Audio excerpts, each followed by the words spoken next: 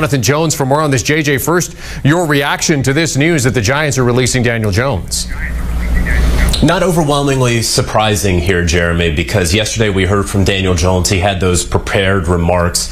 We knew, dating back to a couple of days ago when he was benched, when they went with Tommy DeVito and Drew Lock as the backup, that he was going to be inactive for the remainder of the season, that he was not going to play another snap for the Giants. Then we heard from Daniel Jones on Thursday where he acknowledged that, and he also acknowledged and admitted that it has been difficult for him this week, but ultimately that he did not win enough games and wished everyone well.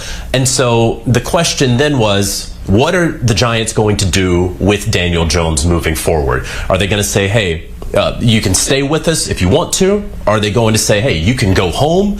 Or are they ultimately the relationship that owner John Mara has with Daniel Jones, because of how classy, frankly, he has conducted himself, how well he has comported himself there, the Giants felt that it was the right thing to do, the humane thing to do, if you will, to go ahead and release him. And so that is what we are seeing today. Obviously, he is subject to waivers at this point after the trade deadline. He's going to pass through waivers. No one is going to claim Daniel Jones, and then he's going to have his pick of where he wants to end up. So I guess the next question is where do the Giants go from here? I mean, obviously, we know what the quarterback situation is moving forward, Tommy DeVito and Drew Lock, but looking a little bit further down the road, obviously this puts them in a spot to draft a quarterback.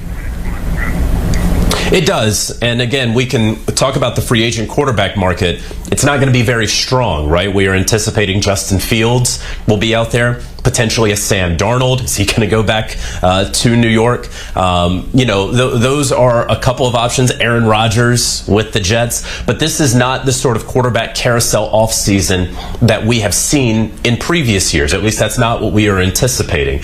And so then you go to the draft. And are the Giants going to be in a position to draft maybe a Cam Ward or a Shedeur Sanders?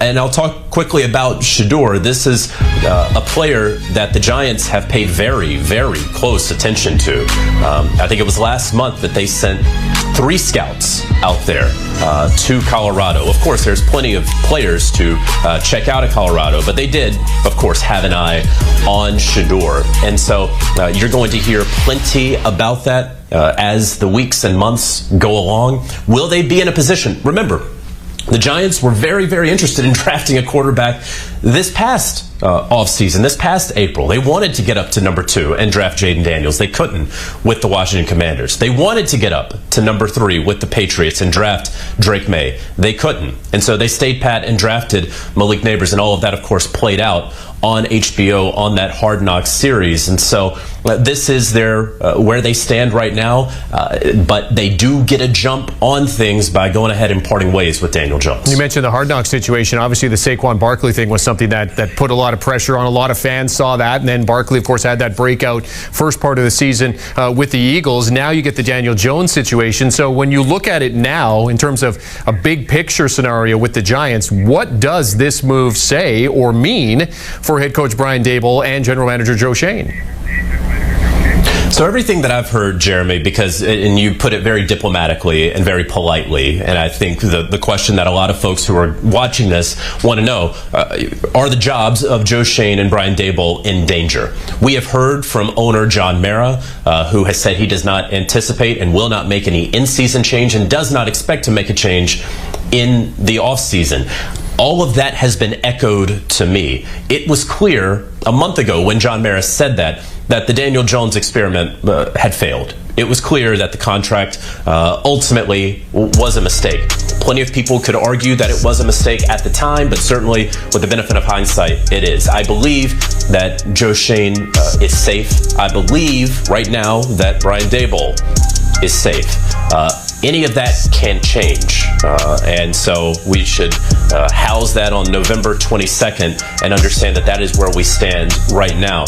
We'll see how the Giants with Tommy DeVito, if he does actually provide that spark. We'll see if they have to go to Drew Lock. But as it stands right now for the Giants, and I think we'll get into what's next for Daniel Jones, but for the Giants, it does seem as though they will be able to retain their jobs this offseason and work toward the next era of Giants Giants football. Okay, so JJ, you said it. Let's talk about Daniel Jones. Next test for him. You said he's not going to be claimed, so he's obviously going to be done for this season. But what does the future look like for him in the National Football League?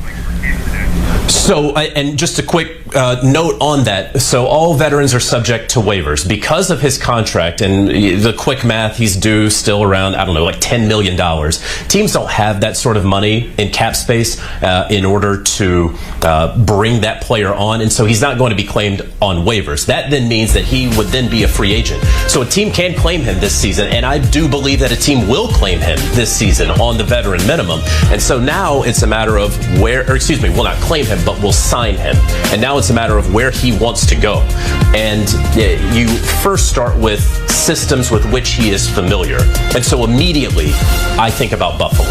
I think about the Buffalo Bills, who have Josh Allen, an MVP candidate, who's back up on the veteran minimum. I'm not saying he is their starter in 2025. I'm talking about either a backup on a playoff team right now for insurance, or a struggling team where he can immediately be better than the current starter.